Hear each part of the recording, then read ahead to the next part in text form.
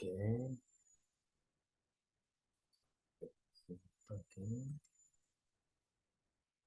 chévere, ok. Y falta un minuto. Vamos a...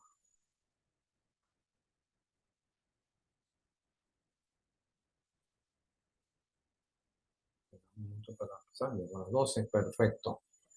Bueno, buenas tardes, vamos a comenzar esta conexión. Tema campos eléctricos y magnéticos, el último tema, falta otra parte del tema. Y hay que recordar, si no me equivoco, que esto es circuitos 2, esto es física 2, parte física 2. No sé si lo han visto o no lo han visto, pero si lo vieron, esto es un repaso. Si no lo vieron, bueno, hay que buscar todos estos temas. Vamos a hablar de campos eléctricos, campos magnéticos y otros detalles. Veamos el campo eléctrico. Nosotros sabemos que si tenemos una carga en el espacio, esa carga en el espacio va a producir una perturbación en ese espacio. ¿Okay? Y esa perturbación de esa carga, sea positiva o negativa, generará una E llamada campo eléctrico. Entonces notamos por aquí, dice el campo eléctrico es una cantidad vectorial que existe en todo punto del espacio. El campo eléctrico en una posición indica la fuerza que actuará sobre una carga puntual positiva unitaria si estuviera en esa posición. Entonces el campo eléctrico E se relaciona con la fuerza eléctrica que actúa sobre la carga arbitraria con la presión. Entonces sí, el campo eléctrico E es igual a la fuerza que ese campo ejerce sobre una carga Q. ¿Ok? Esa relación entre fuerza y Q me da E. Porque lo mismo fuerza es Q por E. ¿Okay? Las dimensiones de ese campo eléctrico son newton sobre Q. Entonces, si yo tengo, por ejemplo, en este ejercicio que está aquí, una línea que tiene un potencial negativo y una, por este lado, potencial positivo, y tengo el campo yendo de aquí para allá, esta es la dirección del campo, E, y coloco una partícula positiva, entonces Q por ese campo E me va a dar la fuerza con que es impulsada esa carga hacia la derecha. Por el contrario, si el campo está en esta misma posición, pero la carga es negativa, entonces la carga irá en esa dirección contraria. Es decir, que Q por E es la que dice en qué dirección va la carga. ¿Ok? Eso es importante saber. Revisar entonces este concepto de campo eléctrico. Al mismo tiempo, nosotros vamos a hacer la relación entre la fórmula de campo eléctrico y la ley de Coulomb. ¿Se acuerdan en física 2? La ley de Coulomb, yo tengo dos cargas o muchas cargas, pero si en el caso de yo tengo dos cargas o la carga era una acción de repulsión o de atracción con otra carga, dependiendo de qué signo tenga. Si la carga que yo tengo es positiva y la otra carga que se encuentra con esta es positiva, las cargas tienden a repelerse. Y si una carga es positiva y la otra es negativa, las cargas tienden a atraerse. Entonces dice la ecuación para el campo eléctrico es similar a la ley de Coulomb. Asignamos una carga Q en el numerador de la ley de Coulomb, el papel de la carga de prueba, es decir, la carga que va a recibir el campo. La otra carga u otras cargas, porque pueden haber varias cargas en el numerador de esta ecuación, ¿verdad? En esa carga. Que eso crea el campo que podemos estudiar. Entonces, en esta formulita que está aquí, Q es la carga, ¿verdad? De prueba. Q sub I es la carga que genera el campo. Y la ley de Coulomb dice que las cargas, la fuerza, porque se atraen o repelen, viene calculada por esta formulita. Q por Q, que la carga de prueba más la carga que está generando el campo, dividido entre 4pi epsilon 0, que es la permitida del espacio, y era la distancia entre las dos cargas. ¿Ok? Entonces, el campo eléctrico, ¿de dónde sale? Bueno, si esta es la fuerza, y yo agarro el Q y lo paso dividiendo, me aparece la fórmula del campo eléctrico. Entonces tengo la fórmula del campo eléctrico saliendo de la ecuación de Coulomb. Que es entonces, donde R sub I de esta fórmula son vectores unitarios que indican la dirección de la recta que une la carga Q sub I con Q. Q sub I es la que crea el campo, Q es la carga que recibe el impacto de ese campo. Luego, si hay varias cargas creando el campo, tendría que sumar la contribución de cada una para calcular el campo total. Es decir, que si yo tengo muchas cargas, ¿verdad? 10, 20 cargas, y yo quiero saber cuál es la fuerza total sobre la carga Q, tendría que colocar aquí una sumatoria de todas esas cargas Q sub I que están actuando sobre la carga Q. Y ahí calcularíamos el campo eléctrico, dado que cada una de esas cargas de prueba crean un campo y habría que sumarlos todos. Ahora, esos son un cálculo vectorial porque dependiendo de qué posición está una carga respecto a la carga de prueba, habría que tirar líneas rectas y colocando en la carga de prueba un sistema de referencia, y yo puedo calcular sumando, ¿verdad?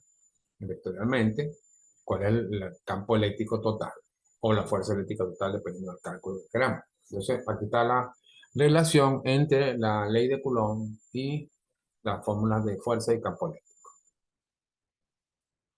Veamos una continuación de lo que estamos hablando, algunos conceptos del tema de la electricidad. La electricidad es el conjunto de fenómenos físicos relacionados con la presencia y flujo de cargas eléctricas. Se manifiesta en una gran variedad de fenómenos, como los rayos, la inercia estática, la inducción electromagnética o el flujo de corriente eléctrica. Entonces veamos algunos conceptos que hablan de la electricidad. El primer concepto es la carga eléctrica, que es la parte básica, ¿no? Dice, toda la materia conocida está formada por átomos que poseen igual cantidad de electrones con cargas eléctricas negativas y de protones con cargas eléctricas positivas. Es decir, en un núcleo de un átomo, si hay 20 cargas negativas, hay 20 cargas positivas. ¿Okay? Y también hay misma cantidad de cargas neutras, ¿ok? Que no tienen carga. Si los átomos y las moléculas pueden cargarse eléctricamente y ello influye en el modo en que se atraen o repelen y en la configuración de la materia que conforma. Lógicamente, un átomo tiene diferente cantidad de elementos, de una molécula, mejor dicho, una cantidad de elementos y tiene una forma diferente, dependiendo de la cantidad de elementos que tenga. Y que tan pesado entonces el átomo dependerá de la cantidad de componentes que tiene. Y eso viene siendo la carga. Entonces vemos que la carga eléctrica es una propiedad propia, digamos así, de la materia. ¿Okay? ¿Y qué viene siendo la corriente? Estas partículas, las partículas cargadas eléctricamente, usualmente los electrones, pueden fluir por un material conductor como un cable. Esta transmisión de carga eléctrica es lo que se denomina corriente. Es decir, el movimiento de estas partículas, llamadas electrones, que en un átomo giran alrededor del átomo, según el átomo clásico, el átomo nuevo, que se usa con física cuántica, dice que hay una probabilidad de que esté en alguna parte en los alrededores de ese átomo dando vuelta. Entonces, ese flujo de cargas, de electrones, producen lo que es la corriente. Pero también yo puedo hablar de corriente cuando estoy hablando de iones, puede haber una cantidad de iones, es decir, átomos que le faltan electrones y que son más positivos, sean positrones, o tengan mucho más electrones que neutrones. Y eso también, iones, también, si se mueven, sería una corriente eléctrica. Y si no se mueven, sería una corriente estática. También por inducción electromagnética, yo puedo crear corriente. Seguimos con el tema de electricidad y otro tema importante que es los campos eléctricos.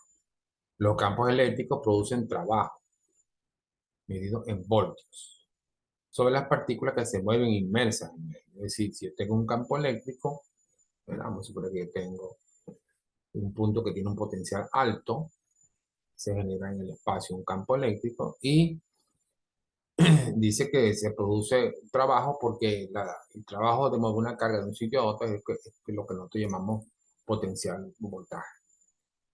Potencial eléctrico en un punto del espacio es el trabajo que se debe realizar por unidad de carga para mover esta carga a través de un campo eléctrico desde un punto de referencia hasta el punto considerado.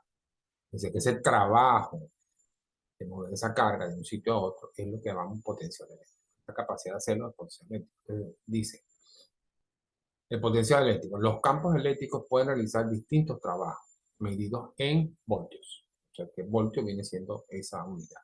A eso se denomina potencial eléctrico. Porque el potencial eléctrico se mide en voltios y viene a reflejar el trabajo que se necesita para mover una partícula de un sitio a otro dentro del campo. Otro elemento relacionado con la electricidad es el magnetismo. Las cargas eléctricas en movimiento generan campos magnéticos, afectando, afectando en forma de atracción o repulsión a los materiales magnéticos y a las cargas en movimiento que se encuentran en él, y pudiendo, bajo ciertas condiciones, generar ellos mismos una corriente. Es decir, si yo tengo un cable por el que fluye corriente, esa corriente que fluye ahí genera un campo magnético a su alrededor. ¿Ok? Ese campo magnético, a su vez, sirven para atraer o repeler partículas, ¿ok? Dependiendo de las circunstancias. Entonces, hay una clara relación entre magnetismo y electricidad. Bien, ahora vimos esos conceptos básicos, es importante, ya ustedes vieron eso en física 2, supongo que vieron física 2, no estoy seguro, pero si ya lo vieron. Es importante que revisen esos conceptos, revisen los ejercicios, porque habrán ejercicios de evaluación que tienen que ver con campo eléctrico, magnético, electricidad. ¿Ok? Pero estoy avisando un tiempo para que sepan que eso va a venir en la evaluación. Ok, dentro de esta parte de este tema, el cual yo coloqué, por cierto, en el material que está en el SAIA, hay este punto que vamos a abrir, que es la carga y descarga de un inductor y de un capacitor. Okay. Vamos a hablar primero del inductor. Un inductor es un componente eléctrico que consiste en un bobinado, es decir, cierta cantidad de vueltas de alambre. Aquí lo tenemos dibujado, son varias alambres y varias vueltas. El número de vueltas en el bobinado se utiliza para aumentar la característica primordial de un inductor, la cual es su capacidad para almacenar corriente, o mejor conocida como inductancia. Es decir, la inductancia de esta estructura que yo construyo de metal dando vueltas, es lo que se llama inductancia. Entonces, el inductor se toma como un componente que almacena corriente en forma de campo magnético. Así, el voltaje en el inductor tarda cierto tiempo en llegar a su valor máximo. Este tiempo en el cual el inductor va almacenando corriente, en otras palabras, se va cargando de corriente, es lo que se conoce como el tiempo de carga para un inductor. ¿Ok? Así que si yo tengo un inductor como este que está aquí, que es un alambre simplemente montado, y yo le inyecto tensión entre esos puntos, entonces a través de esta batería que está aquí, yo voy a tener, ¿verdad? Una curva que es esta, que señala cómo se va cargando el inductor. Ahora, él se va cargando lentamente y llega hasta un punto en el cual, si no hay resistencia para que él se descargue, él se mantiene ahí. Pero si en el circuito hay resistencia, ¿verdad? Una resistencia aquí colocada, o la misma resistencia de la conexión, entonces empieza a descargarse una curva parecida a esta. ¿Ok? Aquí también vemos un detallito de la inductancia, para ampliar un poquito más esto. Este,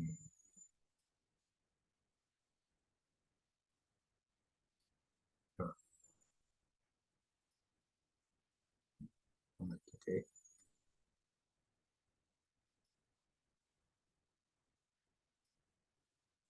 Mm, aquí vamos a aumentar un poquitico.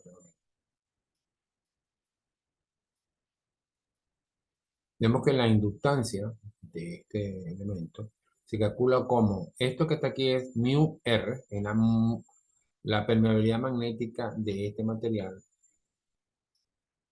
relativa al material en sí, y mu sub 0 es la permeabilidad magnética del material en el vacío. Esto se multiplica por n al cuadrado, que es el número de vueltas que tiene esto, por A, el área esta que está aquí. Y se divide entre la longitud total del inductor. Eso genera lo que nosotros llamamos inductancia, que viene en HS, en Henrios. ¿Okay? Así que si yo quiero hacer que este equipo tenga mayor capacidad de inductancia, hago este aro más ancho, aumento el aro, o aumento el número de vueltas, ¿okay? O cambio el material con que está hecho esto, o después está hecho esto, y otras cosas. Entonces, eso sería la inductancia. Ahora veamos aquí una fórmula, ¿verdad? La fórmula que representa la carga del inductor. Si yo tengo el circuito que vimos ahorita, este, aquí, de la fuente, todo el cable. El inductor, la corriente que va a alimentar el inductor es la tensión entre la resistencia multiplicada por 1 menos E a la menos T sobre tau. ¿Ok? Tau, que vamos a ver ahorita, es la constante de tiempo. Entonces, en esta expresión, entre R, representa la corriente máxima al cual se puede cargar el inductor, que viene siendo la fuente de tensión, ¿verdad? Aquí, de la batería. Y R es la resistencia que ve el inductor. Esa relación es la corriente máxima que puede entrar en el inductor. Eso multiplica por, entre paréntesis, 1 menos E a la menos T, ¿no? Y tau. Entonces dice, al cual se le puede cargar el inductor, donde su valor normalmente dependerá del voltaje aplicado. Esta es la fuente de tensión que yo le aplico y la resistencia R a través de la cual se carga el inductor. La variable T, pero esta T realmente no es una T, es un tau. Lo que pasa es que no se debe, aquí se ve mejor, un poquito mejor. Este simbolito está escrito en griego, está tau aquí. En esta fórmula, este es T de tiempo y este abajo es tau. ¿Ok? Tau vale L entre R. Es decir, el valor de la inductancia dividido entre la resistencia que él ve. Cuando yo digo la resistencia que él ve, significa la resistencia, ¿verdad? Que si yo quisiera hacer cuál es la resistencia equivalente de un montón de resistencias que está en ese circuito, yo veo cuál es la resistencia que la inductancia ve. Ustedes se acuerdan que eso se hacía, hermano, ustedes se acuerdan, no sé, en un circuito yo agarro la fuente de tensión, las hago y las fuentes de corriente las hago en cortocircuito y calculo la resistencia equivalente que la inductancia ve. Esa es la R que se coloca aquí. Lo demás es el tiempo, la voltaje de la fuente. El voltaje en la inductancia va a ser E por E a la menos T sobre tau. ¿Te acuerdas el voltaje en la inductancia? E sobre E a la menos T sobre tau. ¿Y cuál es la corriente de alimentación? La corriente que se alimenta. Dice, la carga inductor se logra aplicando voltaje entre sus terminales para que exista un flujo de corriente a través del inductor y se pueda cargar hasta su valor máximo. Si luego que el inductor se carga por completo de corriente, se le sigue aplicando al inductor, la corriente se queda en dicho valor máximo, ya que el inductor tiene cierta capacidad de almacenar corriente. Es decir, que si yo lo pongo y lo dejo así, él alcanza hasta cierto valor y después de eso, él no puede cargarse más, sino hasta ese punto. Ahora vamos a descargarlo. Bien. Si el inductor se le quita el voltaje aplicado, entonces el inductor, un momentico, comienza a dejar de ir la corriente. O sea, el inductor comienza a descargarse de forma paulatina, en forma exponencial matemáticamente. La corriente en el inductor tarda cierto tiempo en llegar a su valor mínimo, lo que se conoce como el tiempo de descarga para un inductor.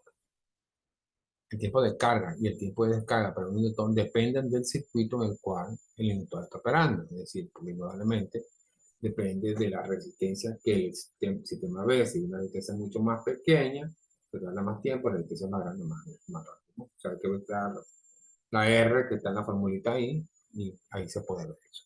Dichos tiempos van a depender del valor de la inductancia del inductor, por supuesto, el cual es su valor característico en términos de su capacidad para almacenar corriente, la cual se mide en volt ampere por segundo, que también se le conoce como Henry. Esa es la unidad de inductancia, Henry. Y de resistencia que esté conectada al inductor al momento de carga o de descarga, la R. De esta manera, normalmente este tiempo se calcula como L entre R.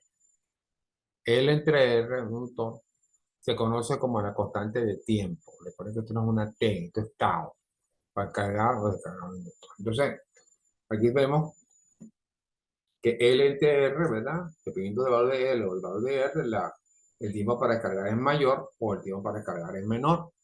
¿Ok? Y aquí vemos la curva, esta curva que está aquí, ¿verdad? En esta parte,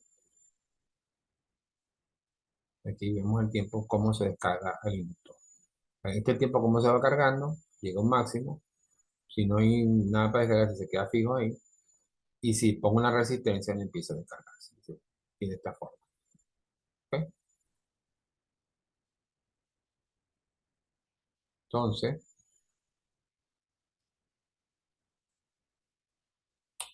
aquí tenemos, por ejemplo, un caso, ¿verdad?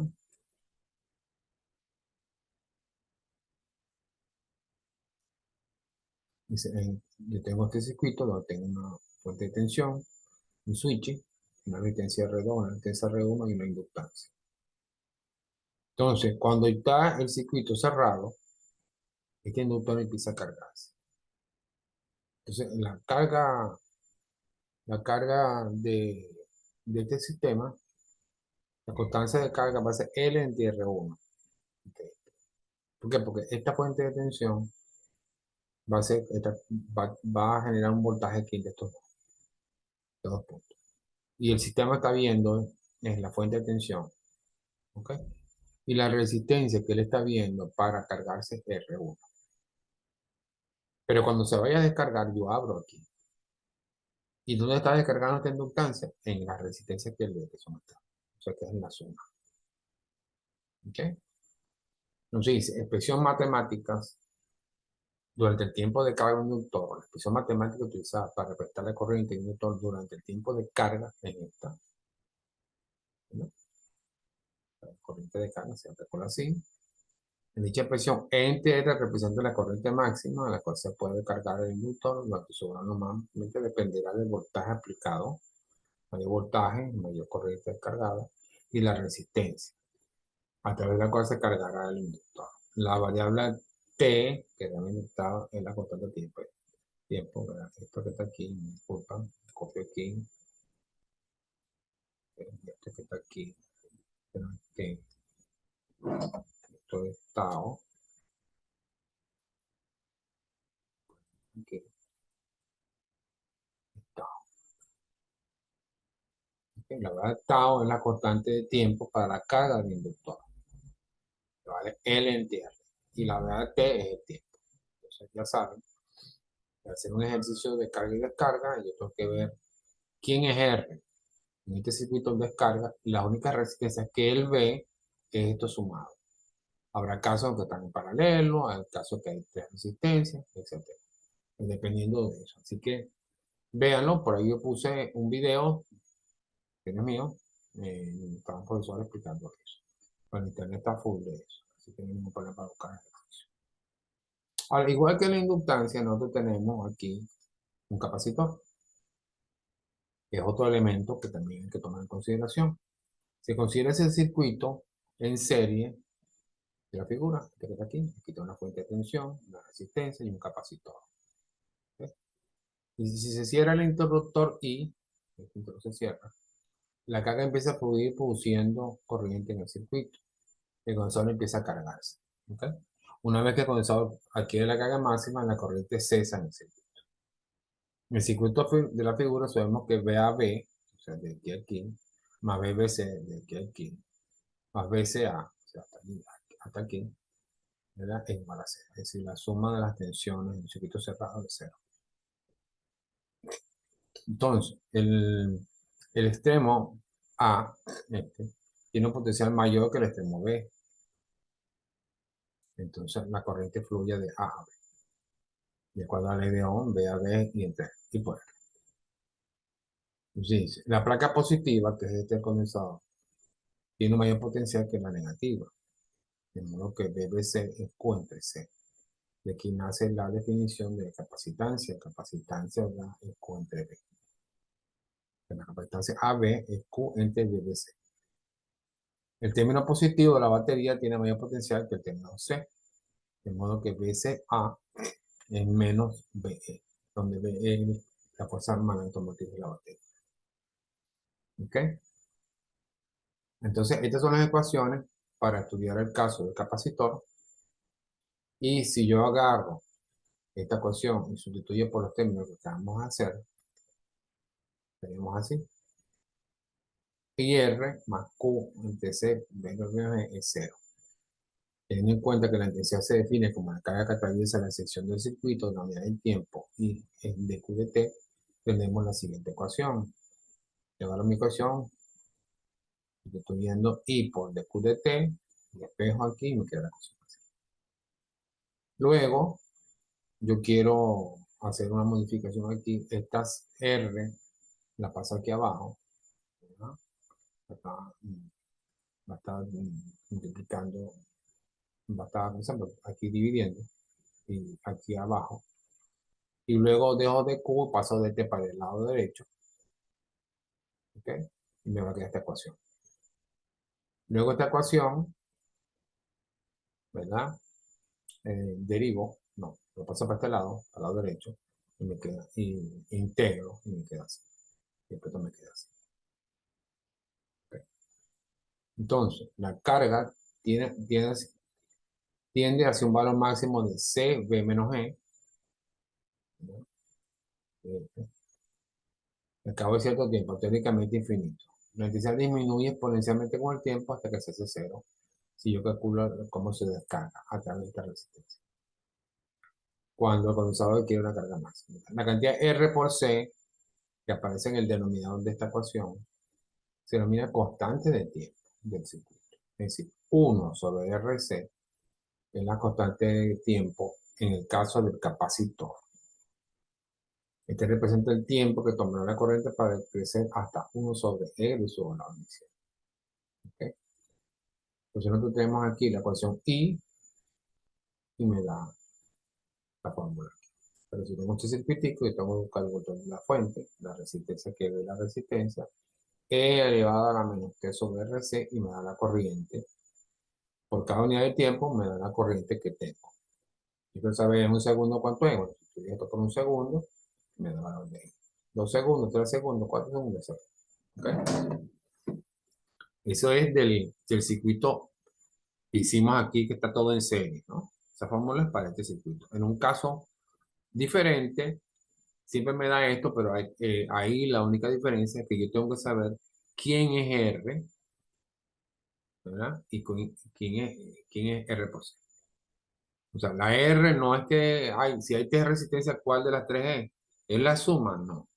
Hay que buscar cuál es la resistencia que el capacitor ve. Y eso se hace como hemos visto siempre. O sea, me imagino que lo han visto antes en circuito 1 o no sé. Yo en circuito no lo vi, pero antes sí se ve en otros temas. Yo lo que tengo que hacer, por lo menos, para buscar la resistencia equivalente en un circuitico, la fuente de tensión se cortocircuita, la de corriente se abre, se va simplificando el circuitico, al final me va a quedar la resistencia que ve el capacitor, la resistencia que sería la resistencia equivalente. Y esa es la que va en esta forma. Y así lo tengo. De todos modos, la página de Saya yo coloqué un video, uno de capacitores y uno de inductores. Creo que el inductor está repetido, no importa, pero está ahí. Y vamos a tratar de hacer unos ejercicios para la próxima conexión, la próxima semana, o al final de esta semana, donde yo coloco varios ejercicios de inductancia y capacitancia, carga y descarga. De los otros temas que vimos ahorita, que es campo eléctrico, campo magnético, corriente, ya ustedes han visto eso en física 2. Entonces es importante que revisen esos términos. Y tiempo hacemos uno que otro ejercicio para colocar esto. Y al mismo tiempo, si también tenemos tiempo, vamos a ver el último punto de esto. El otro puntito por ahí que falta. Si no da tiempo a hacerlo. Si no da tiempo, bueno. Así que nos vemos pronto, muy probablemente fin de semana, para la próxima clase. Es importante entonces que revisen los términos, revisen toda la teoría que tienen sobre esto, que hay bastante, y entonces nos vemos. Eso es todo por ahora. Hasta luego.